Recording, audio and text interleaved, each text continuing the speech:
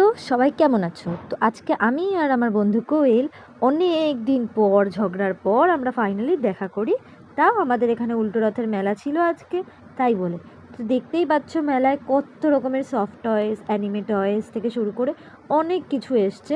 But সত্যি কথা বলতে মেলায় সেরকম এবারে কিছু আসেনি, যেমন প্রত্যেকবার ইউনিক ইউনিক কালেকশন আসে। আর বেশিরভাগ দোকানই বন্ধ ছিল, কারণ আমরা খুবই বিকালের দিকে গেছিলাম, না হলে তো আমরা এতক্ষণে ভিড়ে চেপে যেতাম। কারণ বিরাটিতে যা ভিড় হয়, সত্যি বলছি কোনো জায়গায় এত ভিড় হবে না যতটা ভিড় বিরাটিতে হয়। সত্যি কথা বলতে গাইস, এইবারে মেলায় সেরকম কোনো ভালো কিছু ওঠেনি, তাই আমরা দুজনেই শুধু দোকানে দোকানে ঘুরে বেরিয়েছি।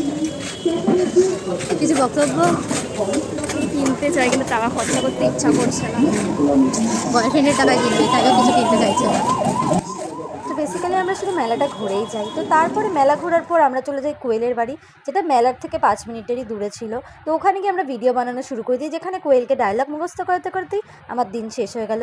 তো বিকালে কী করলাম নেক্সট পার্ট দেখার জন্য সাবস্ক্রাইব করে দাও।